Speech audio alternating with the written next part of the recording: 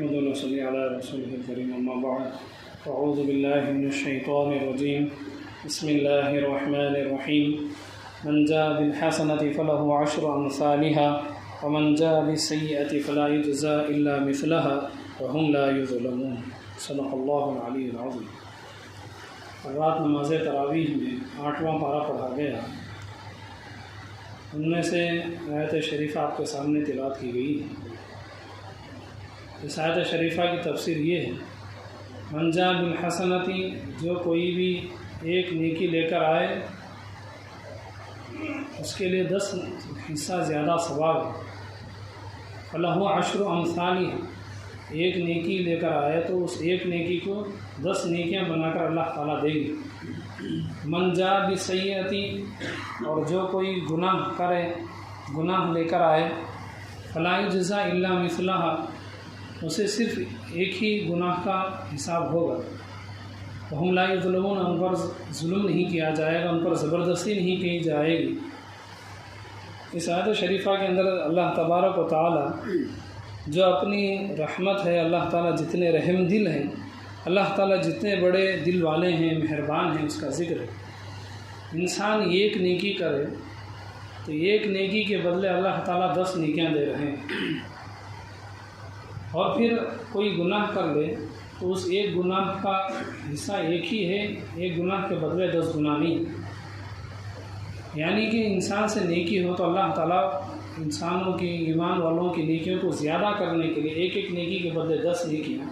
جس آدمی نے 10 نیکیاں کی ہیں اس کے لیے 100 نیکیاں، جس آدمی نے 100 نیکیاں کی ہیں اس کے لیے 1000 نیکیاں، جس آدمی نے 1000 نیکیاں کی اس کے لیے 10,000 نیکیاں، اور جس آدمی نے 10,000 نیکیاں کی ہوں اس کے لیے 1,00,000 نیکیاں ہو گئی۔ یعنی جتنا کریں گے اس کا 10 حصہ زیادہ اللہ تعالیٰ بڑھا کر دیں گے۔ تو اللہ تعالیٰ کی کتنی بڑی مہربانی کہ اللہ تعالیٰ ایمان والوں کو زیادہ سے زیادہ نیکیاں کمانے کے لیے، زیادہ سے زیادہ آخرت کی دولت حاصل کرنے کے اللہ تعالیٰ اتنا بڑا چڑھا کر کے دے رہے ہیں۔ جبکہ وہی انسان کوئی گناہ کرتا ہے، اگر ایک گناہ کرے تو اس کے لیے ایک ہی گناہ ہے، اگر وہ 2 گناہ کرے تو 2 ہیں، اگر وہ 3-4 گناہ کرے، جتنے گناہ کرے 10 کرے تو اس کے لیے 10 ہی ہے۔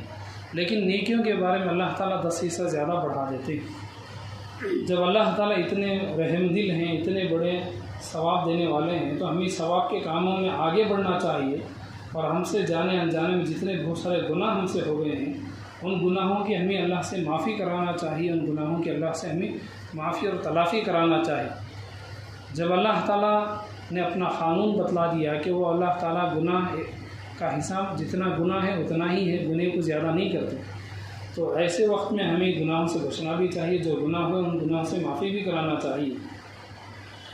اور حدیث پاک میں موجود ہے جتنے بھی نیکیاں ہیں اس کی شروعات ایک نیکی کے بدلے 10 نیکیاں ہیں، اور اللہ تعالیٰ جسے چاہتے ہیں 10 سے اور بھی بڑھاتے چلے جاتے ہیں۔ بالخصوص اللہ تعالیٰ جو نیکیاں بڑھاتے ہیں وہ مال خرچ کرنے کے تعلق سے ہیں، ورنہ تو جو بھی نیک کام ہم کریں، مثال کے طور پر اگر ایک وقت کی نماز پڑھیں تو 10 مرتبہ نماز پڑھنے کا ثواب مل جائے گا، لیکن جہاں پر مال خرچ کرنے کی باری آئے گی، جیسے کہ صدقہ دے رہے ہیں یا خیرات دے رہے ہیں، یا آپ کسی مدرسے کو چندہ دے رہے ہیں، یا آپ کسی مسجد کو چندہ دے رہے ہیں، تو وہاں پر اللہ تعالیٰ کا ایک دوسرا قانون ہے، وہاں پر 1 اور 10 کا نہیں بلکہ 10 سے اللہ تعالیٰ بڑھاتے ہوئے جتنا اس انسان کی نیت اچھی ہوگی، پاک ہوگی، پاکیزہ ہوگی، اللہ تعالیٰ ان کی نیکیوں کو بھی زیادہ کر دیتے ہیں۔ مثال کے طور پر ایک آدمی کسی مدرسے کو یا مسجد کو چندہ دے اور وہ یہ سوچے کہ میں اللہ کے گھر کے لیے چندہ دے رہا ہوں، بس مجھے اللہ کو خوش کرنا ہے، یعنی صرف اور صرف اللہ کی نیت ہے، تو اگر اس آدمی نے 100 روپے بھی اگر دے رکھے ہیں چندہ مسجد کے لیے تو 100 کا کم سے کم 10 حصہ بھی ملائیں گے تو 1000 روپے ہو جائیں گے۔ اللہ تعالیٰ مال خرچ کرنے کی جگہ میں صدقہ خیرات جو بھی ہو وہاں پر 10 نہیں بلکہ 10 سے اور اوپر بڑھاتے ہی چلے جائیں گے، یہاں تک حدیث پاک میں موجود ہے 700 تک لے کر جائیں گے۔ یعنی کہ یوں سمجھے جس آدمی نے اللہ کے لیے صرف اور صرف مجھے اللہ کو راضی کرنا ہے، بس مجھے اللہ کو خوش کرنے کے لیے دینا ہے، اگر اس کی یہ نیت ہے تو اگر اس آدمی نے 1 روپیہ بھی دیا ہے تو وہ 700 روپے ہو جائیں گے، اور ایسے اس آدمی نے 100 روپے دیے تو اسے 700 سے آپ اسے ضرب لگا لیں، اگر کسی آدمی نے 500 دے رکھے تو اسے 700 سے ضرب دے لیں تو کتنے ہزاروں ہو گئے۔ ایک آدمی نے 1000 روپے دیے، اگر اسے 700 سے ضرب دیں تو لاکھوں سے اوپر تک چلی جاتی ہے۔ اگر وہی انسان کی نیت وہاں پر کچھ خراب ہے، اگر وہ یہ چاہے، اگر اس کا ارادہ یہ بدل گیا کہ مسجد کو کیوں دے، یہ زبردستی ہے، ہم سے کیوں چندہ لیں، تو وہاں پر نیت کے اندر وہ کمی آ گئی، کمزوری آ گئی، اب وہاں پر اللہ تعالیٰ ثواب کو کم کر دیتے ہیں۔ صرف بات مسجد کی، مدرسے کی نہیں ہے، جسے بھی ہم صدقہ خیرات دیتے ہیں، مثال کے طور پر کچھ لوگ غریبوں کی شادیاں کرتے ہیں، وہاں پر مال اپنا دیتے ہیں، یا کسی ضرورت مند کو پیسے دیتے ہیں، کوئی بیمار آدمی تو اس کی مدد کرتے ہیں، جہاں بھی مال خرچ کرتے ہیں، اگر وہاں پر نیت جتنی زیادہ اللہ کے لیے ہے، بس مجھے اللہ کو خوش کرنا ہے، تو اللہ تعالیٰ 10 سے لے کر کے 100، 100، 200، 500، 700 تک ایک روپے کے بدلے نیکیاں دیں گے، یعنی 1 روپے کے بدلے میں 700 نیکیاں تک مل جائیں گی۔ جتنی وہاں پر نیت میں کمی پیشی ہوگی صاحب اتنا ہی گھٹتا چلا جائے گا، کم ہو جائے گا۔ تو بہرحال ہر نیکی کے بدلے اللہ تعالیٰ 10 نیکیاں دیتے ہیں، لیکن مال جہاں پر خرچ ہوتا ہے، دولت جہاں پر انسان کی خرچ ہوتی ہے، وہاں پر اللہ تعالیٰ 700 تک پہنچا دیتے ہیں۔ اور ایک حدیث پاک ہے جو جہاد کے بارے میں ہے، لیکن اسے زیادہ تر دیگر عبادتوں میں لیتے ہیں، اگرچہ کہ وہ مناسب بھی نہیں۔ جو فضیلت جہاد کی ہے، وہاں پر ایک قدم اگر کسی بھی جانور کو کچھ بھی ہو، وہاں پر 700 تک اللہ تعالیٰ بڑھاتے ہیں۔ اور جہاد کے لیے جیسے دین اسلام میں مستقل الگ الگ عبادتیں فرض ہیں، مثال کے طور پر حج میں وہاں پر بھی ایک قدم اٹھانے پر بہت سارے گناہ کی معافی کا ہے، لیکن وہی چیز دوسروں میں نہیں۔ تو کچھ خاص عبادتوں میں جو ثوابات ہیں اسے اس سے ہٹا نہیں سکتے، اسے دوسروں میں نہیں لے سکتے، لیکن جو عمومی ثواب کا اللہ نے وعدہ کیا ہے وہ تو ہر ایک کو ملیں گے۔ جو خصوصی ثواب ہے، مثال کے طور پر فرض نماز کا جو ثواب ہے وہ فرض نماز کے لیے ہوگا، وہ ثواب کسی دوسری عبادت کے لیے نہیں ہوگا۔ جو ثواب زکوٰۃ دینے والے کو ملے گا وہ ثواب صدقہ خیرات دینے والے کو نہیں ملے گا۔ کیوں؟ اس لیے کہ زکوٰۃ تو فرض ہے، صدقہ خیرات دینا نفل ہے، تو وہاں پر الگ الگ ہوگا، سب کچھ ہو جائے گا۔ تو بہرحال کہنے کا مقصد یہ ہے کہ عبادتوں میں بھی بہت ساری عبادتیں ہیں جن کی حیثیت الگ ہے، جن کی نوعیت الگ ہے۔ اور ایسے ہی گناہ کے بارے میں اللہ نے فرمایا جو انسان گناہ کا ارادہ کرے تو اسے گناہ نہیں ملے گا جب تک کہ گناہ نہ کر لے۔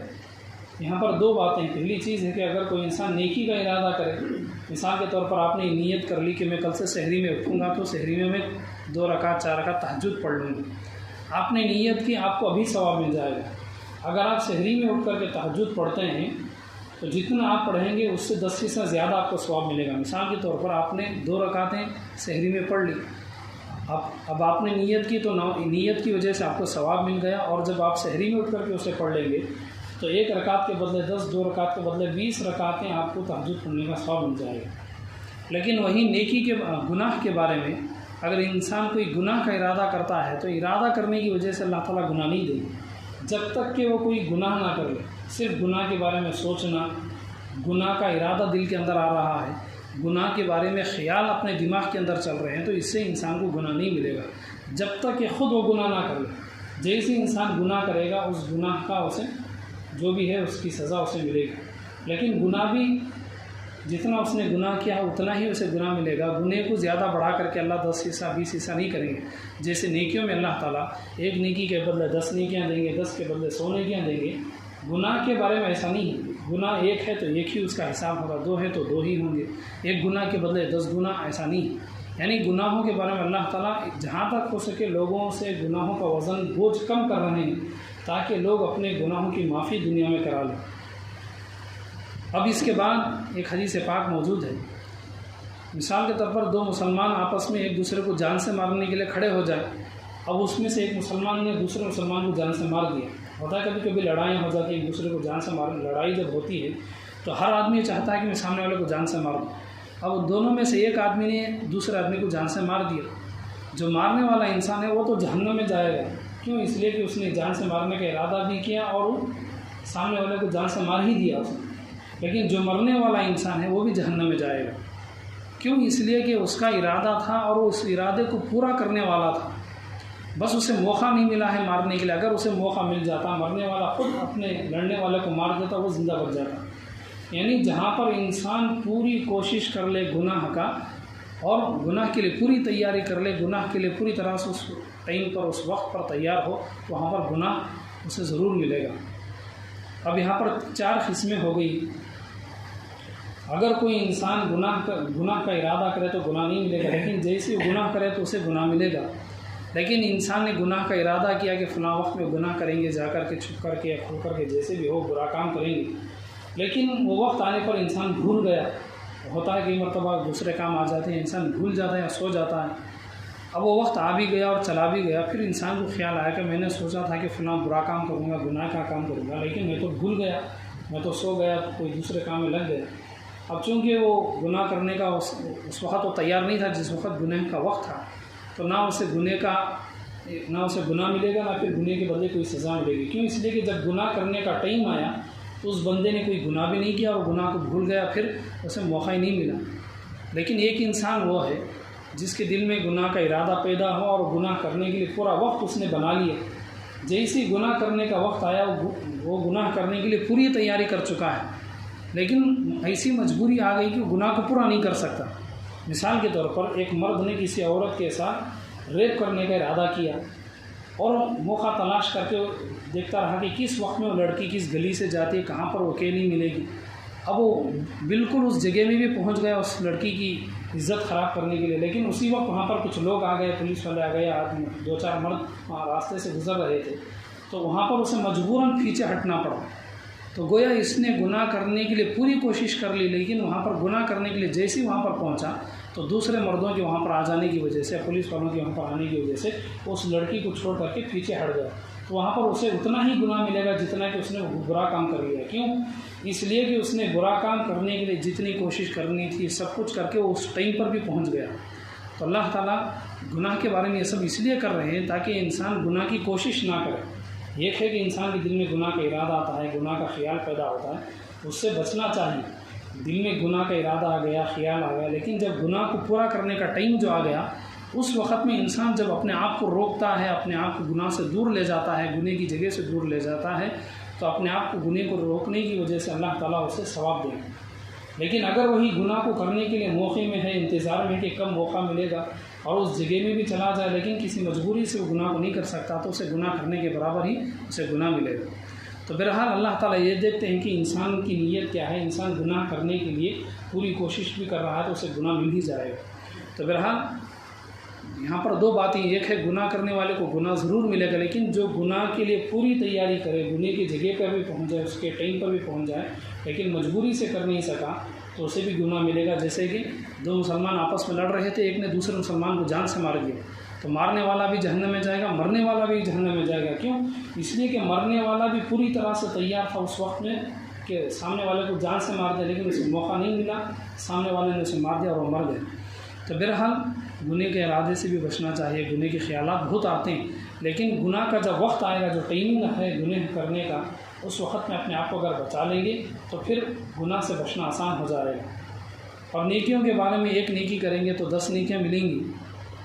اب ایک حدیث پاک میں موجود ہے کہ جمعے کو جو لوگ آتے ہیں نماز پڑھنے کے لیے، اس میں 3 قسم کے لوگ ہوتے ہیں۔ پہلے قسم کے وہ لوگ ہیں جو جمعے کی نماز کو آتے ہیں، وہ ایک رسم و رواج کے طور پر آتے ہیں، عادت ہو گئی بچپن سے یا پہلے سے جمعے کی نماز کو جاتے جاتے، وہ ایک رواج پورا کرنا ہے، ایک رسم پوری کرنی ہے، ایک عادت ہو گئی اس لیے جمعے کی نماز کو آ گئے، تو ایسے لوگوں کا جمعے کو آنا کوئی فائدہ نہیں۔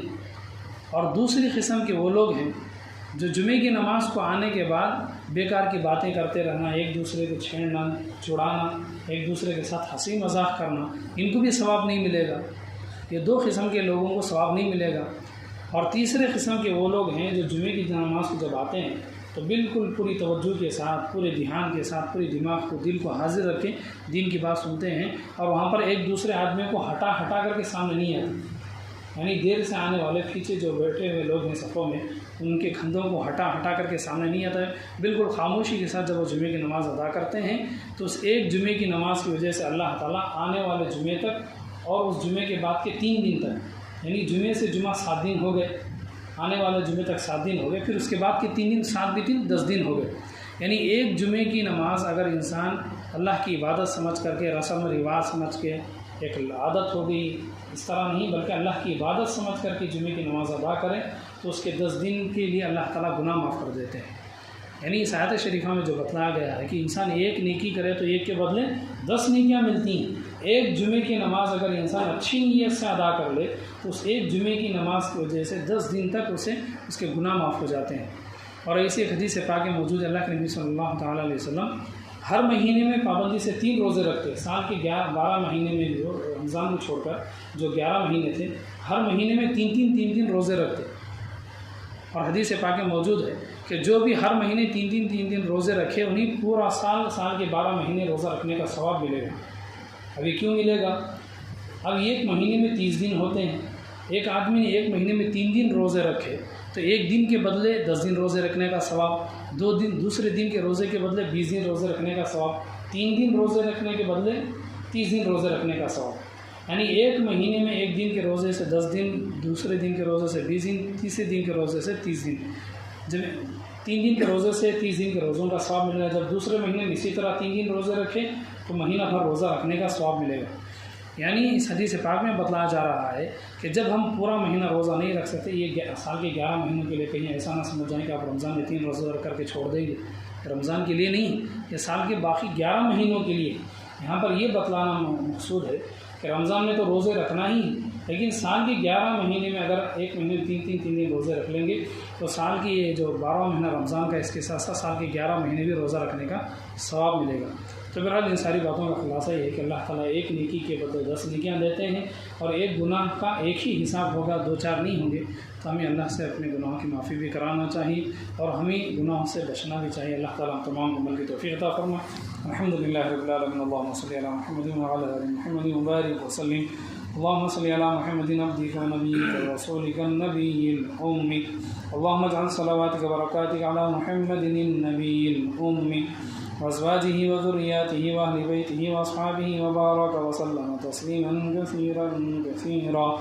سبحان رب السماوات والأرض رب العرش عما يصفون. أصبحنا وأصبح الملك لله رب العالمين. اللهم إني أسألك خير هذا اليوم ونوره وبركته وهداه وفتحه ونصره. اللهم إني أعوذ بك من شر هذا اليوم وشر ما فيه. اللهم اغفر للمؤمنين والمؤمنات رب ارحمهما كما ربياني صغيرا. اللهم إني أسألك الصحة في أذني وسمعي. وصلى الله تعالى وسلم على خير خلقه محمد وعلى آله وصحبه أجمعين. الحمد لله رب العالمين. بسم الله الرحمن الرحيم. اللهم أصوم لك فاغفر لي ما قدمت وما أخرت